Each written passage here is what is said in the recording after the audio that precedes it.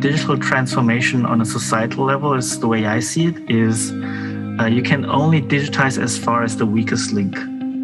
TokyoMate and Wahl+Case present.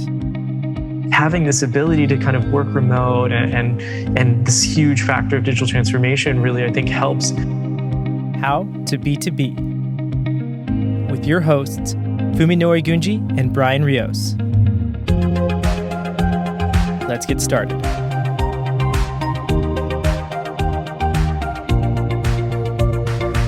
Welcome back to How to B2B with your host, Brian Rios and Fuminori Gunji. Fuminori, how are you doing today? Pretty good. I'm very happy that it stopped raining in Tokyo. Sorry, I'm not talking about the weather. Yeah, it's fine. I think that's a good place to start. It is so hot today. I'm sweating. It's like 9 a.m. or I was sweating at 9 a.m. Now it's 10, but cool. Yeah, and today we wanted to talk about digital transformation. It's become like a really big trend in Japan. And I think that our audience has some questions that we thought would be good to kind of pose to you and get your thoughts and ideas around the subject. Yeah. So I guess if you want to start with maybe just like a little bit of your background with digital transformation, and then we can kind of get into some of these questions. Yeah. So just a little bit background. So I came to Tokyo in around 2008, shortly before the Lehman Brothers shock. And then I worked at a consultancy firm, which was heavily focused on new business development for big companies, and which was mostly IT. So since then I worked at SoftBank and, startups, and being a startup CEO again. I've always worked for the past more than 10 years, I suppose, in the field of B2B, IT, and new business development.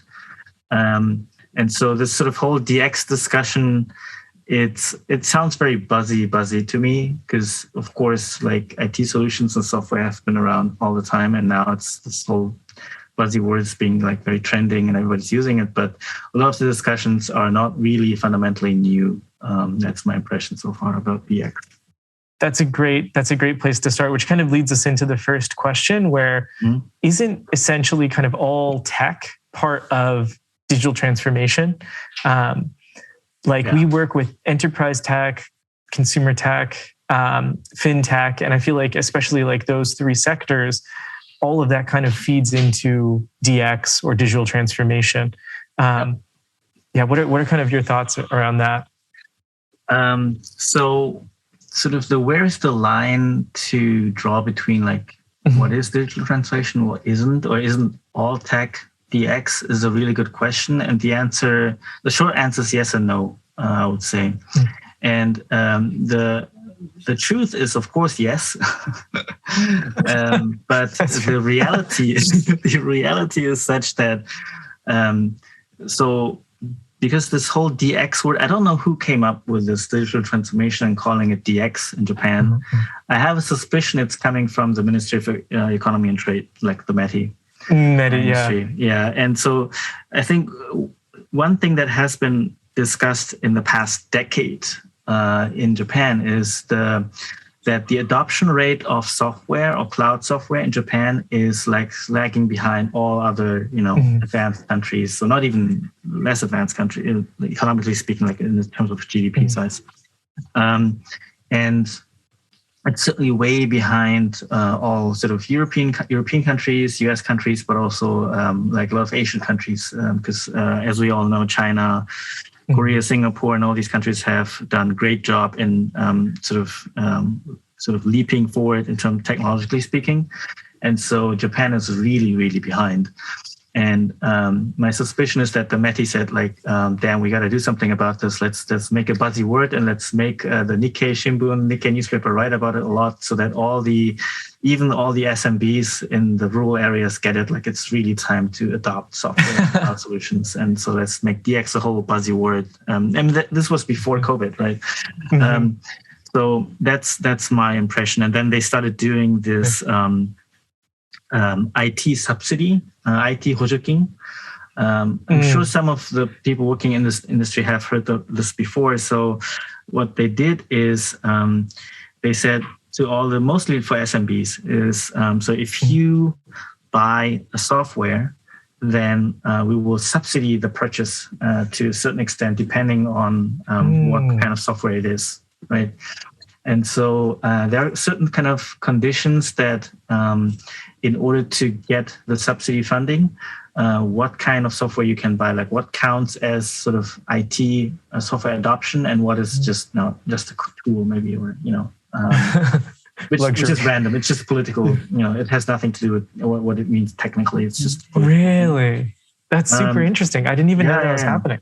Yeah, and we can talk about that later. But and this existed when I was working at, for example, at SoftBank. I was working on this humanoid robot Pepper, which they recently stopped producing.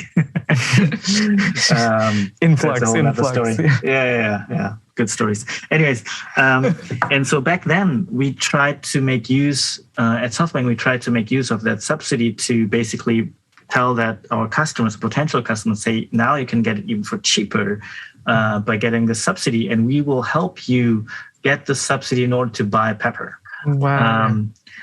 So that kind of thing is happening. But just for those who really get excited right now, I'm just warning you, it's a pain in the bottom to apply for it. And furthermore, when you apply for subsidy stuff, what you need to do is you have to report, I think on a quarterly basis, about like, okay, you said you would sort of adopt this IT or software. And then, of course, the whole purpose of doing this is increasing productivity. That's the whole point of technology. So you have to report, so in what ways did your productivity improve at the company? And you have to pick certain KPIs, and you have to report it on a regular basis, because now that you accepted the money from the government, you have to tell them you have put it to good use. Wow. And the way the relationship between IT vendors and customers works in Japan is such that the customer will say, "Oh, this is such a pain in the ass. IT vendor, can you do this for me?" So now you have to do the reporting for all your customers who use the IT subsidy to buy your product, which is really... we had a whole team at SoftBank, of 20, 30 people just doing that one. Just doing that report. Wow. That's super interesting. And so what, as far as DX, how you mentioned that it's kind of, I guess, political. It doesn't really have much to do with the actual software. But what kind of makes the cut for that subsidy, or are there guidelines somewhere? Yeah, there are guidelines, but I think it recently changed, so I'm not really super up to date. So I don't want to say something wrong. So what you can do is you can go to, if you Google IT Hojo, like HOJO, .jp, then you can get to the website where all these sort of pamphlets and PDFs that sort of really describe, okay, what type of IT software are you, and hence to what level of subsidy can the customer get when they buy your software, kind of thing. And it's like A, B, C, D, there's 4 or 5 categories to do that. So I can show you, send you the link later on and put it in the show notes or something. Perfect. Having said that, that it's all sort of buzzy sort of political movement in a way to really get Japan off the ground in terms of, it's positive for all IT vendors because the government's getting behind it to add pressure. So that's almost 5-6 years ago since they've started giving out these subsidies. Meanwhile, the government itself was never digitized. And they just really recently started doing it, including the Tokyo metropolitan government with the sort of digital agency that they have. And even the METI is saying, "Oh, we're doing DX at METI now." And I think now, you've been telling everyone to do it 10 years ago, and now you do it yourself. Okay. But so, things are picking up. And I think it's a really good time to sell software in Japan in general. Yeah. It's interesting. I think that I love that you mentioned that probably METI just came up with the term DX and made it a really buzzy term, because I didn't realize. So my first experience working in tech or software at all was when I came to Japan, and so I heard the term DX, quite a bit throughout my whole career in IT. And so for me, it was like a really common, and it took me a little bit to kind of catch on, like, oh, what is DX? DX, I was like, oh, it must be digital transformation. But then someone told me, like, oh, they don't use that term overseas. Like in America, like no one says DX. And I was like, oh, I thought it was like a global kind of term that was brought here. But I think that it's been like pretty effective. Like it's like a really big, it's branded really well. Like I'm fully bought into it. So they did good PR. Nice. Yeah, cool. And we touched on this a little bit now too, where you're talking about how the government hasn't even really adopted some of these technologies. From your perspective, what would you say are the areas that kind of need the most attention? Like, would you say that's in the public sector, or is it things that are happening in the private sector, like small businesses? Or, what is your feeling there? Answering what areas need the most attention is the easy answer is like everything, because the thing is like with the thing with digital transformation on a societal level is the way I see it is you can only digitize as far as the weakest link. Right. So that definitely makes sense. Yeah. You can build all the software to digitize, let's say, let's talk about legal stuff, right? You can do all that, but if there's still a law, for example, that requires a hanko, or if the municipality that has to sort of accept these legal documents is not handling digitized documents, then at the end of the day, there's always some point where you have to sort of revert to paper, and that's only as far as you can get, right? So only if everyone pulls along and says, yes, we accept PDF documents with, digitized, for example, hanko on it, only then you can really, right? Because you can't sort of, unless you can say everything can be done online, like 100%, the whole workflow, 100% can be done online. Unless you're there, you're still kind of stuck. And that little one thing that still needs to be printed out, that sort of messes up the whole productivity, right? So the easy answer is like everything, because you can only get as far as the weakest link. What I can speak about in terms of what actually gets the most attention, that's sort of an easy answer, because you just have to look at the past.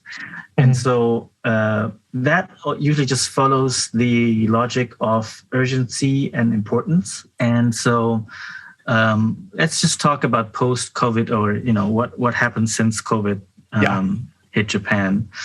And so when I look back there, so 2019 in January, there were like the first cases reported in Japan, I think. And then in February, some of the first companies started doing, we got to do remote work. Like GMO, I think one of the first big companies that said, okay, we will shift to remote work.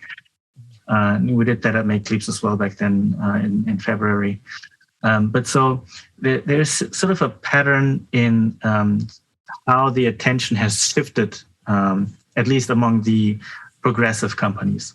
And so in 2019, when COVID first hit, it was the progressive companies that were saying, okay, we need to do something about this. They were about like, oh shit, we need to find out how we communicate with each other without being together in the office. And so back then, when we sort of wanted to, really aggressively do sales, because we thought, this is, of course, we saw the market opportunity in the sense that, okay, now that everybody has to work remotely, of course, as a cloud software, we have a good chance to sell. And but back then, a lot of feedback that we got from the customers were like, no, we need to first figure out how to just talk to each other. So they said, okay, the budget, the priority for spending IT budget is now placed on online conferencing tools and chat tools. So it was all about Zoom, Microsoft Teams, Slack, chat work. That got all the attention back then. And then during 2019, like around fall, winter-ish, it started to shift. And then you mean 2020? No, 2019. Really? So before this is before 2020 shit. Sorry. Okay, no, it's okay. It's 2020. Yeah, sorry. I figured that's what you meant, but I just wanted to make sure. COVID thing, it's like time has no meaning now. It's like honestly, like I feel like totally sorry. Yeah, no, that's totally 2020. Fine. That's right. So in the fall of 2020, it started to shift a little bit. At least among again, it's always there's a whole bunch of cohorts. So I'm just talking about the most progressive cohort right now. And so the most progressive cohort was like, okay, now we figured out how we communicate with each other online without coming to the office together. And so now that we have checked that one, how do we actually get our jobs done without coming to the office? And so then the attention shifted to tools for like operational stuff, which is, quite a big variety. So, pretty broad, including, replacing old groupware that is more, remote friendly or remote capable, like Google Workspace, MS Teams again, or things like that are, and then again, there's still the logic of urgency and importance applies, meaning the stuff that cannot wait, such as invoicing or interestingly HR admin solutions, payroll, or expenses, right? So in many companies still today, in order to, when employees pay something that is work related, then they keep the receipt, and then at the end of the month or whatever, they go to the accounting team and says, here are my receipts, and then you have to put in info. And so the solutions that sort of automated, expense management, for example, where you just take a smartphone, take a picture of the receipt, and then put it online, and then everything gets done. So these kind of solutions then started to get more attention. So there's sort of a lot of parallel world stuff happening in a way. So there's this very progressive cohort that's sort of progressive in terms of they weren't progressive before, but they really hit them and they're sort of reacting. And then there were the companies that have already been using, of course, these IT solutions, like especially bigger companies before. And for them, the DX discussion is more about, okay, it's not so much about how we deal with COVID or remote work, but it's more about how do we get more visibility into operational progress or like KPI progress. So that's more like sales DX, marketing DX, HR DX, HR in terms of like performance or motivation management kind of thing, right? Which is, I think, also Wahl+Case, I think, is slightly attuned. That one. Yeah, exactly. So that type of stuff is sort of a different DX story that's happening sort of separate from this whole COVID pressure on your remote work. How do we cope with remote work pressure? That's also happening at the same time. So, so just to get back, so what is DX all about is like some of the, tech solutions have been just rebranded to say, okay, this is actually DX, like it has always been. And the other sort of DX topic, that theme is like, okay, DX in order to cope with remote work or the new style of working due to COVID.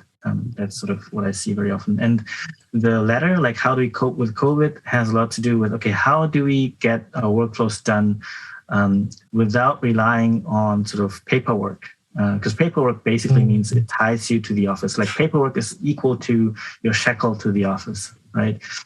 So how do we break off these shackles? How do we get away from hard copy dependent workflows? That's sort of the other like remote work COVID related DX story, I would say. Yeah, it's funny that you bring that up, because I remember when I first came to Japan, like I in the States, like I never had to use a pen or like write for my whole career. Like I seriously never had to write anything. It was all like we all worked from home and we're all just submitting things like via Google, like just sharing Google Sheets or like whatever, Google Slides. Like it was really, really straightforward. And then when I came to Japan, like so much of what I was doing at the beginning, like just as far as paperwork even, like just like registering for the company onboarding. Even that stuff was digital when I was in the States, and here there's so much writing, and I didn't have a pen, and everyone kind of thought I was joking when I was like, I don't own a pen. Like I don't carry a pen with me. I don't own a pen. Like I don't even know the last time I wrote anything. But yeah, and so it's funny to kind of see that shift now where like there's some things like even like health check records here aren't digital, right? Like you get them in the mail, you get them by paper, and like all of that stuff was available online in the States. And so it's still like shocking to me how much paper I have to keep like at my house, even in my desk here, or in my locker. It's like, it's like shocking. And so I really am looking forward to the day when I can say that I don't need a pen in Japan. Yeah. Because every time you have to fill out a form, it's really like, what? I have to write this like by hand? Especially kanji. How do people do this? Because I recently, for example, we're about to move, like move apartments basically, and I had to do this all, fill in the paperwork of changing the residency because we're switching the ward and whatnot, and it kind of goes back to what I mentioned before, like what needs attention, like everything, because because for example, the government has done this My Number card thing, right? Where that manages all your info. It's kind of like your social security number in a way, in terms of what it can do, and that card stores all the information about me, like where I live and everything, right? So, but somehow when I still move residency, they can't do it online. Right, I still have to write my freaking address on this sheet of paper, and I say, "Well, my address information is in your computer. Right? Why do I have to handwrite this thing on? Because you need this form, and why? Because this workflow is not digitized yet. The other workflow is digitized. They're handling the same information, but they're not connected. So that's the weakest link. Yeah, I totally see what you're saying. Yeah. That's an example, but so that's it's still everywhere in Japan, and everything needs attention. But so that's why I'm very, even though I know I have to be patient, I'm really glad and happy that they have created this digital agency, I guess, government. And another guy who's doing great work at the METI is I don't know, he's probably not well known. He's well known in Japan, but probably not well known in the foreigner community in Japan. Is Miyasaka-san. Miyasaka-san, I think it's been brought up before. Actually, I think we had a talk with Evan Burkowski. I don't know if you know him, but I follow him on LinkedIn actually.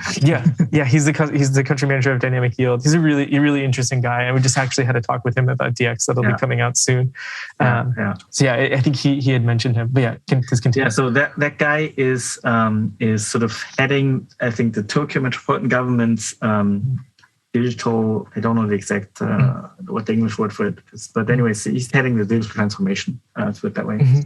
And they're calling it Shin Tosei. So Tosei is short for the metropolitan government, and Shin is like new. So they're trying to sort of it's sort of an homage to the Godzilla movie Shin Godzilla. Shin Godzilla. My god, that's so funny. I'm pretty sure it has to be, because otherwise people didn't use this Shin in katakana written form before. So which is cool. I mean, it's great that they do it. It's a fun that thing. Movie was like kind of commenting on Japan's lack of digital transformation in a way too, because it has all this the government bureaucracy and stuff. Oh, that's so funny. It is super funny. And then the great thing was that the CSO of Yahoo Japan, who is called Ataka-san, Kazuto, he wrote this book called Shin Nihon, right? Oh, nice. And the joking line he said was like, okay, if Japan doesn't change, right, then it's going to be Chin Nihon. And Chin is the kanji reading of drowning. Oh. It's a good play on words. He's a genius guy. But that's a whole other story. Anyways, and Miyasaka-san used to be the CEO of Yahoo Japan. And there were rumors back then at SoftBank, for example, when we were talking about like who could succeed Masayoshi Son at SoftBank. And the rumors like, yeah, Masa really likes Miyasaka-san. Like maybe that guy could be the future CEO of SoftBank. Like that's the kind of guy he is. And he's really known for turning things around at Yahoo Japan when they were like sort of almost already regarded as like, Yahoo Japan is kind of done. Like, they have the years with Yahoo News, and then there was the one hit wonder, which is, great impact for Japanese internet startup community, but that's about it. And then he really turned things around, and now Yahoo is really like strong again in Japan. But yeah, he quit that job to join the Metropolitan Government to sort of really head digital transformation. And he not just switched the job, he brought in his whole team from Yahoo. Nice. Amazing. Yeah, so that sounds really promising, right? Yeah.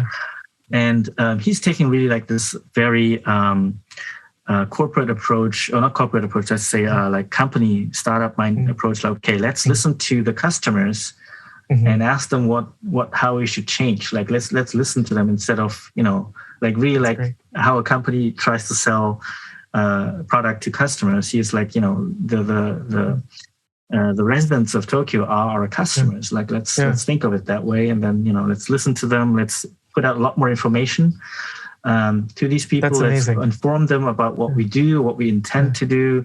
Let's do more sort of press releases about what's going on inside, and let's talk about progress and And so that's really, I'm really super impressed.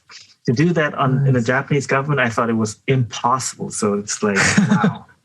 I really respect and admire that guy. Yeah, that's awesome. That actually leads us kind of perfectly into the next question that I wanted to ask you, was which is something that we've gotten a lot. It's something that has kind of come up like in our talks with a few other DX experts as well. And it's just, what solutions do you think, probably like even specifically in Tokyo, as you're mentioning, the metropolitan government is kind of asking them now, like, what solutions do you think would have the most benefit to society in Japan? Yeah, and that's a really good question. The starting point will have to be that any solution that helps Japan to get rid of paperwork. That's the biggest enemy, because that really is the hard stop for any digitization. Right? The starting point has to be everything can be done without hard copy paper. That's the starting point. So every solution that enables that to get rid of paperwork, that's what needs Japan. And when that is done, that means the information that was sort of stored on paper is digitally available.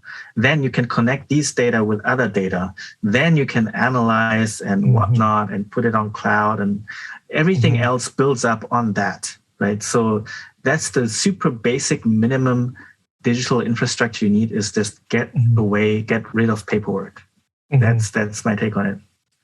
And that's it's also my personal story in a way, but yeah.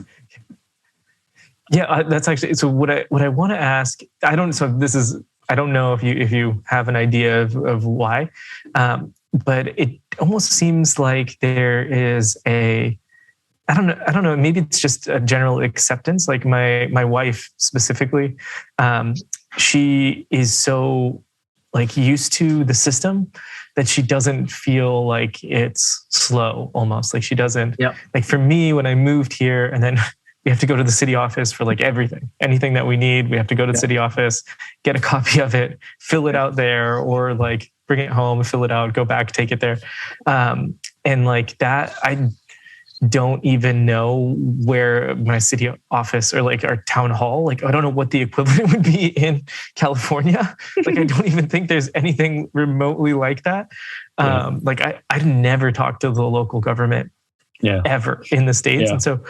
And so, I mean, obviously this is kind of my Western take on Japanese living in Japan, but I do think that there's kind of this like reluctance where even when we were talking about the My Number card and like how that is being connected to bank accounts, and now people are like kind of suspicious of it almost, like there's like a hesitance there. Like they're saying, oh, the government wants to know how much money I have in my bank account. So it's like there's like almost pushback at like every small step, and it's not just from like the bureaucracy or something. Like it seems like it's coming from the public. And I guess I don't know if you have an answer to this or if it's kind of out of the blue, but where do you think that kind of stems from? Like, is there, where do you see that coming from? Or is it something that you've experienced as well? So honestly, I don't think it's sort of an emotional thing about like being suspicious, because I think that's sort of one of the many misconceptions of Japan is that, people are sort of, let's say, like conservative or suspicious about technology. That's totally not the case. When they adopt it, right? I think the real issue here is more about it's also a strength. Every strength is a weakness, and it's also a strength of Japanese people. But the level of endurance with painful work or mundane work is just they can endure more than, I don't know, maybe any other. I totally understand. Yeah, they're just my okay wife with it. Like they're used to it, and they just that's it. And it's sort of a mixture of being fatalistic about it, like giving up on sort of potential improvement, but also just they just do it, and they don't complain. Like shogunai, you know what I mean? Like it's like exactly. it's fine. There's nothing that we can really change it's about part of life, whatever. I'm sure there are things like that in the States too. Like I'm sure there are things that I'm just like probably like oil changes or something. I don't even know. Like from my job, we're just like it's going to be a half a day. Let's see how it goes. That's fair. It's fair.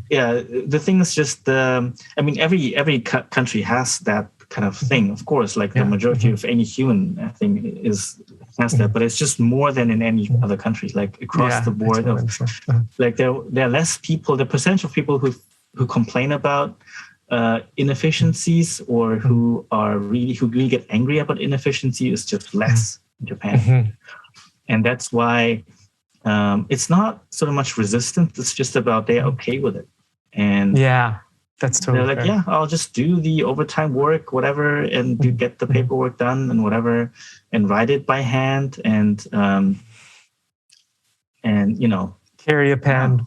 They just endure the pain, or numb the pain, or get used to the pain, or but which is also the strength again. So especially you notice that when a crisis hits like COVID or before 3/11 or whatever, when they had to shut down a lot of like lights and electricity everywhere, and people were like, it sucks, but you don't see any riots in Japan. They're just okay. I'll handle it. I'll deal with it. That's part of the new life now, and I'll just march on. Just keep on marching.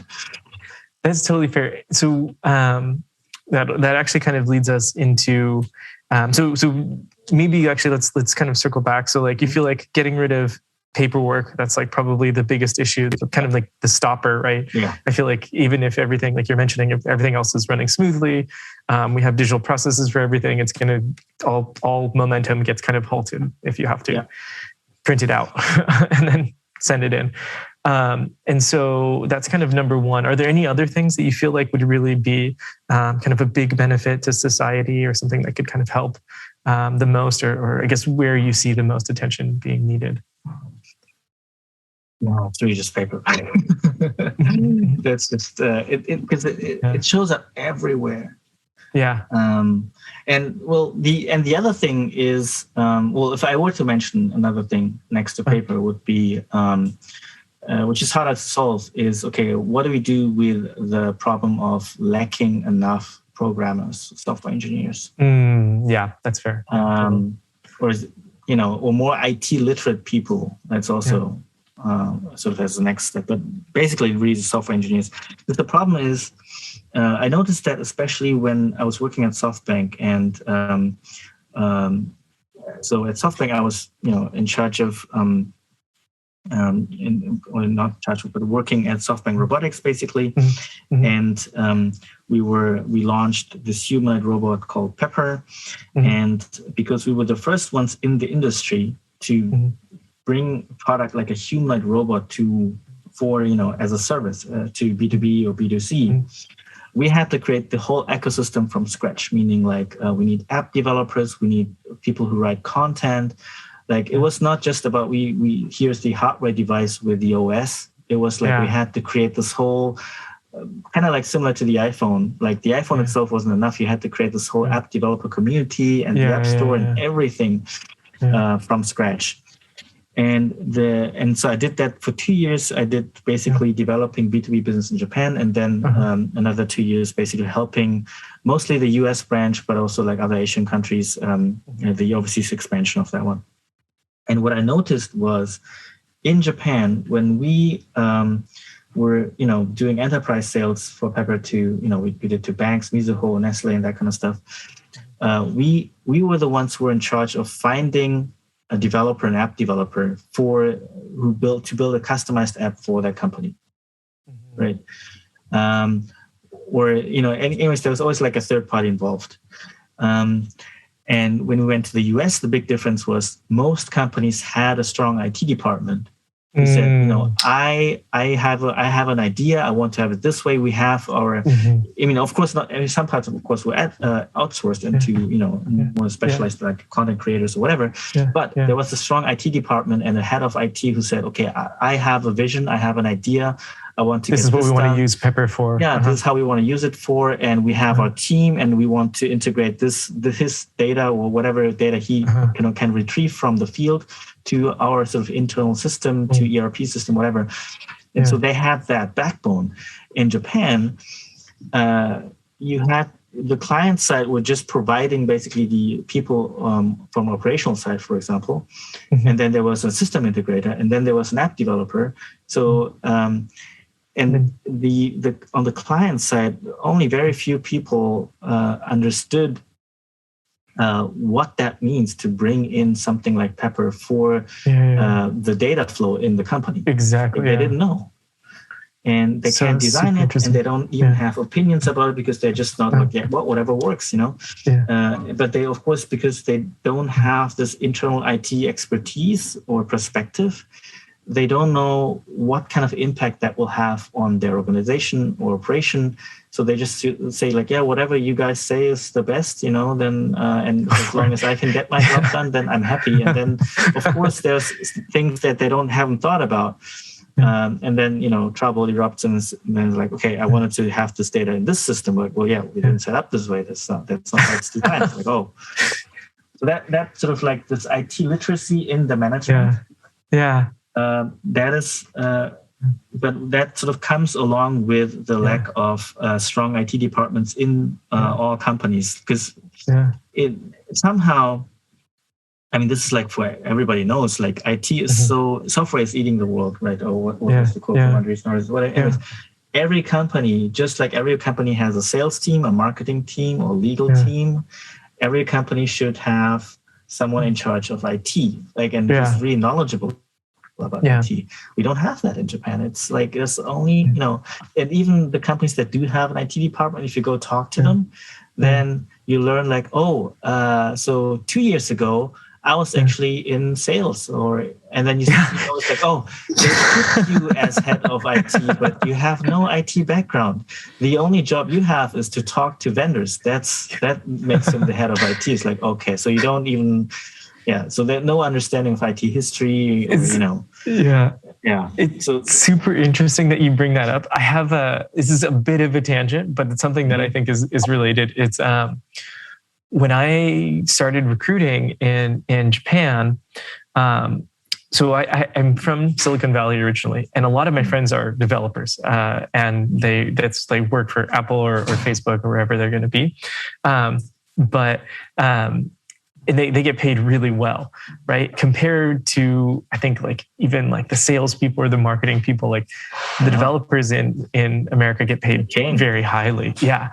And in Japan, when I started recruiting, I kind of saw that it was almost the opposite. Like it's like the business leaders are all these sales people who kind of came up through that, and that's where the value is placed, is on sales and on marketing, which is super interesting. It's the exact opposite almost of the States. And then the IT and the developers, like now I think it's starting to even out. We've definitely seen an increase, but I think that for a long time it was almost like that was kind of the sort of like, oh yeah, they just make the product. Like we're the ones who are doing the real work, selling it, and those guys just kind of make the product, and we just leave them alone, and they kind of do their thing. Which I thought was, it was just interesting. I think a lot of that also comes from like tech being developed overseas and then being sold in Japan. So obviously, the biggest value there is going to be the person who can actually sell the product here. And develop the customer base, and then all of the development is going to be handled overseas anyway. But it was just an interesting thing that I noticed, and it's funny that you bring that up, because then that kind of like, it's like a vicious cycle where it kind of leads into the less IT literacy, and then it was. I mean, until recently, becoming an IT engineer, it was just not a very sexy prospect. And I mean, it kind of goes, it's sort of, this goes hand in hand, and because of that, maybe, or I don't know where the chicken and egg thing is, but basically, it's also true that it's hard to find Japanese software developers who can really like think creatively and come up with solutions, because they're so used to the kind of job, or the vast majority of IT engineers in Japan is like, okay, I do what I'm told to do. And so they say, okay, the business department has to define the specs, the requirements, and then we just develop it. And my job is done when it works just as it's sort of, as the requirement says. And I don't care if it's a great product or not. Like that's the responsibility of the biz dev or marketing team. If you define those specs that way and customers don't buy it, that's your fault, not mine. You said you want that. You said you want that workflow. I did it for you. Here you go.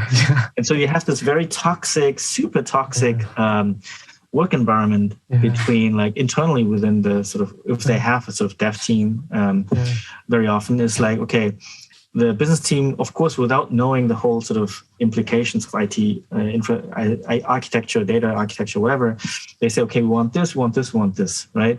And the IT department says, okay, fine, we'll build that for you. Maybe thinking, oh, dumbass, like that's not going to work very well. and then say, yeah, here you go. Like here you have it. And people are so, Japan is so much focused on not product management, but project management. Yes, that's exactly what I was thinking. So they really care about, hitting the deadline. So, and the IT department's like, if you want to have a great product, you can't get that done with this deadline. But okay, if that's how you that's the most important factor. Review my performance, F it. Here you go. Here you have your shitty product at the deadline that you wanted it, and then go. And then, are you happy now, kind of thing? And of course, nobody's happy. And that's sort of, but I saw that so many times in various settings in various companies, and as a consultant, but also like I experienced that with the companies that I worked for. And one of them I remember, we were sort of trying to build a product together, and some of us, including myself, I would like to say, we really cared about making it a great product, a great software that customers will, not just be okay with using, but it's like, yeah, this actually solves the pain, kind of thing. But there was also pressure from the management, like, okay, gotta ship it on time. And so the IT department, even though they were also passionate about it, they were like, you know what? Come on, just ship the shitty version and just make sure we hit the deadline, because not hitting the deadline will have greater implications negatively for all of us, like the whole team. Like we won't be trusted and we might not get another shot at it. So rather ship it in, and it's not this kind of like the startup ethos, like if you if you can fix it like beta, you can fix it later, or if it's if you're not embarrassed, it's probably not fast enough, kind of thing. No, I'm not talking about like this upside thing. It's like really like no, this is like really really crap. Like this is just making sure it checks the boxes on the requirement sheet. On the surface, like really surface level, but this is not a great product, not for those who sell it and operate the software, not for those who are buying it. But that's still a very sort of common I think, mentality here. Yeah. And so that's the other thing, the culture around IT. That's super interesting. Yeah, I feel like that. So we kind of touched on, my next question was going to be about the challenges. I feel like that's probably one of the biggest challenges. But let's maybe flip that. So like for you, from your perspective, what do you feel like are maybe like some of the advantages for DX here in Japan? Just based on what you were talking about before, I think one of the advantages from sorry, I know I asked you the question, now I'm giving you your answer, but from what you had said before, one of the things that came to my mind was just like that when that adoption happens, like it happens, you know what I mean? Yeah. Like there's once we kind of get going with the processes, like there's almost like no turning back. Like you hit that escape velocity and it's like momentum. Yeah. But from your perspective, are there any other advantages that you would say that Japan kind of has when it comes to DX and in maybe catching up or bringing it, maybe even taking the lead? Yeah, but I think the thing that you mentioned is really one key thing, like because of collectivism in Japan, like once you reach the tipping point, like it's really done well and really sort of the adoption rate is super high and everything. So that's the great thing, or advantage. I'm not sure. Yeah, maybe let's just say a great thing about Japan in general.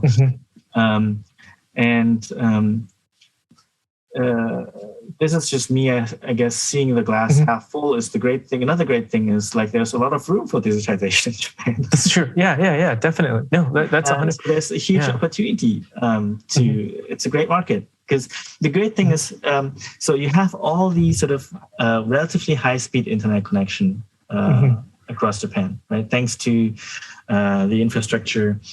So you have all the necessary IT infrastructure in place, like in terms of the hardware infrastructure, right?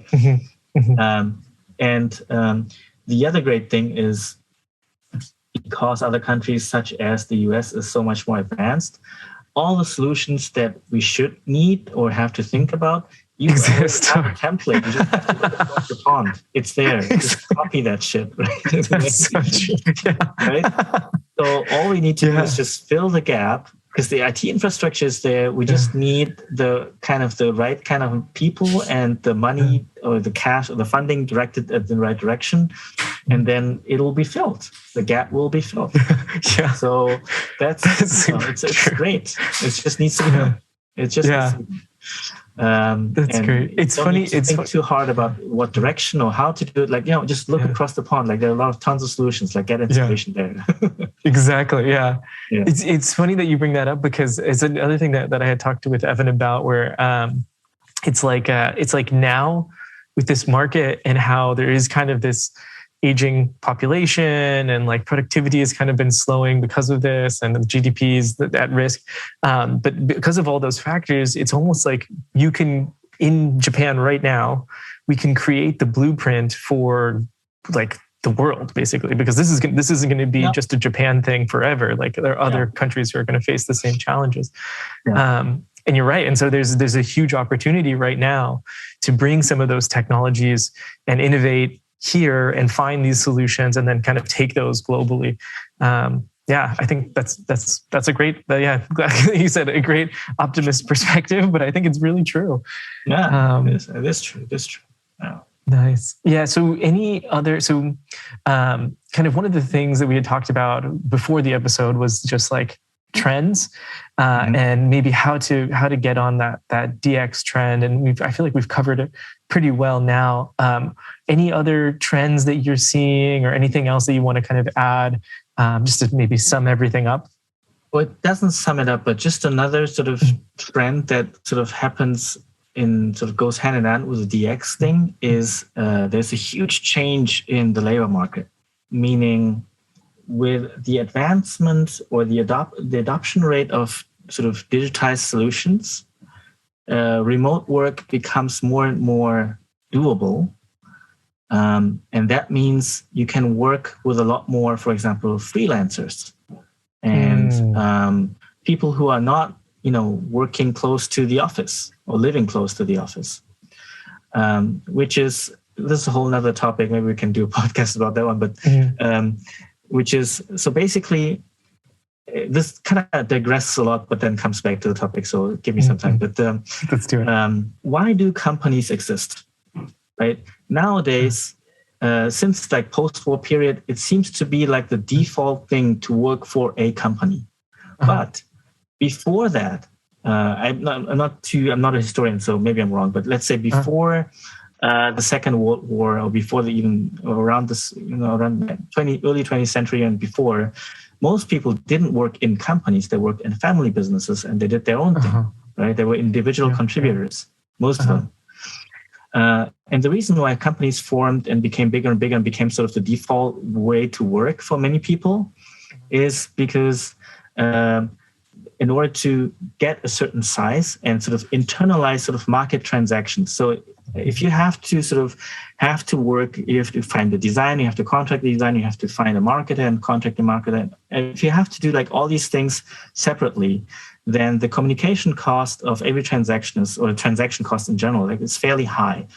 And the benefit of having a big company is when you have it internalized, then at least logically speaking, these transaction costs are very, very low. Like it's very fast to find the right person who can do it.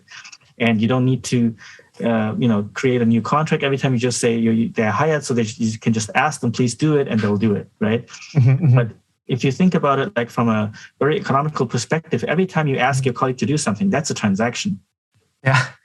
Right? That's a transaction. You're asking them, and the price is invisible in a way because it's hidden, but it's there. It's hidden. Yeah. It's hidden. But if you were an individual business person, like who has to do everything on their own, you would have to pay a price every time you ask someone to do something. Right? You have to find that person. That's a cost, and that's time and cost effort, and then you have to pay that person.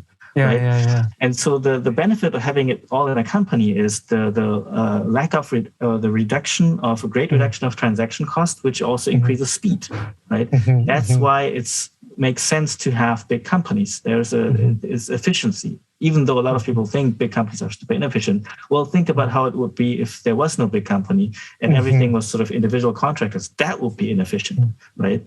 But what's happening with DX and IT adoption rate increasing is like, doing transactions or finding someone who is not in your company has never been cheaper than in this, now today, right? Yeah. You can easily hire someone who's working from, across the globe, basically, communicate on Slack and get the job done. And they don't have to be in your city. They don't have to work in the same company. All these crowd freelance sourcing websites that you have, like CrowdWorks or Upwork, whatever.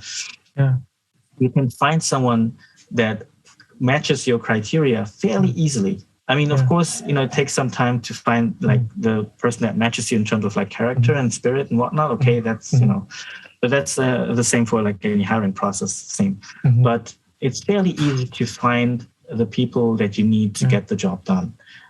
Thanks to IT and and having a lot of solutions, services like software as a digital solution that can take over the workflows makes it even easier, right? It's not just about the communication tools. It's about having that as a software and then say, okay, I'll just make an account for you. I'll create an ID and password for you, and please do this using this software, and then I can see everything what you're doing on the software, right? We don't even need to communicate. You don't need to report to me. I'll see it when that job is done on the software. Right? So that's the beauty of DX. It's just really it enables a more sort of individualistic way of living because you can work with any company from anywhere, and that changes sort of the whole labor market dynamics a lot. Yeah, I see kind of two things there that I think are really interesting. You mentioned kind of like the global talent pool now, because you can literally work with anyone. That's so true. Like I feel like and it's across almost any service, like yoga teachers or like like everything. Which is it's really awesome to see that. One of the other things that I was kind of thinking about as you were mentioning this, I talked about this in terms of we had a webinar at the end of last year about kind of DX and how it affects kind of women's career, where there's a sort of a point right now in kind of every woman's life in Japan where they feel like they have to make this decision. I don't know but it seems like there's a pressure to kind of make a decision to either go to family or career. But another kind of like, I guess, continuation of that is, so this is again kind of a tangent, but I think it does connect, and it's kind of a case for DX also.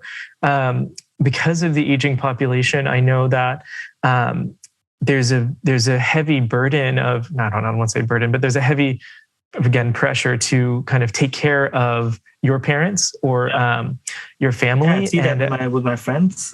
Exactly. And that can kind of be like it had been kind of historically this career almost ruining moment, right? Where a lot of people have to go back to their country or kind of their the hometowns and take care of, I want to say inaka, like I'm so used to saying, but kind of like the hometowns and kind of take care of their families. And that can be like, they'd have to quit their job because they can't go to the office anymore. And so having this ability to kind of work remote and this huge factor of digital transformation really, I think, helps even move that. Like even for my family now, like we go to Tochigi, which is where my wife's family is from, and I can work from there pretty comfortably. And that's like huge. Like we can help them out, like which is before it was like really tough and something that we couldn't do. So I do think that everything that you're saying is super true. Like I think it's a great trend, and it's a great kind of step forward.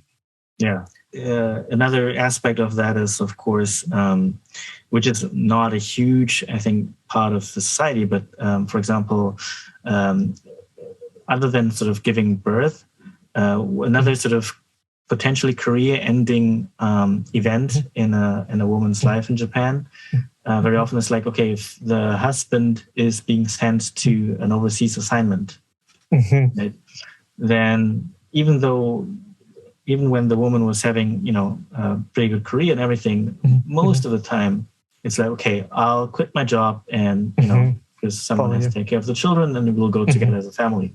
And that was the end. And those people are usually, okay, I'm not a sort of dating expert or whatever, but usually the people who end up marrying guys who are being sent to overseas assignment, these are mostly like very often very highly educated women, like intelligent women,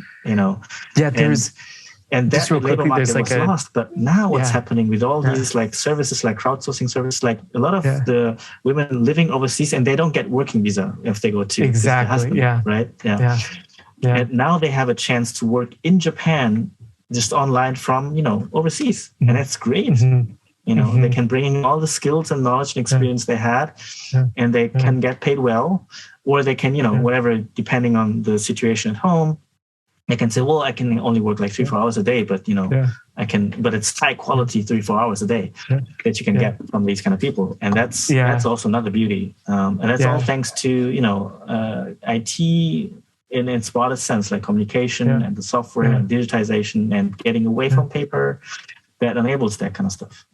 Yeah, I totally agree. Yeah, it's really, I think that's kind of like a really bright spot in this. And I think that, as we kind of mentioned before, like for Japanese society, it's like such a big step forward in this direction. I mean, I don't know if it's necessarily accepted or I don't know how people feel about it, if they feel like it's completely necessary, but I think from a kind of a global perspective, I think that it's really an awesome move.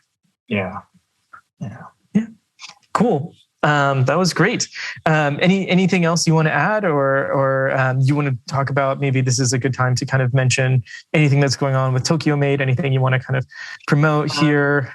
Yeah, so TokyoMate is also about basically unshackling people from the office by one of the things we do is we provide virtual mailbox, or I think nowadays in Japan I read cloud yubin, cloud mailbox, which is you can send your physical mail, you can forward your physical mail to TokyoMate, or you can just use TokyoMate as your company address, as your virtual address, and then get the physical mail all there, and it gets scanned, and you can check it out like it was your email. And anything that requires action, like paying bills, our virtual assistant sort of take care of it. And then, so that's how you really can be working from anywhere and still have your seemingly proper office in Tokyo and do business with, the Tokyo market or Japan market, and do it from anywhere. And so, and Makeclips was also kind of about digitizing invoicing workflow. Mm-hmm.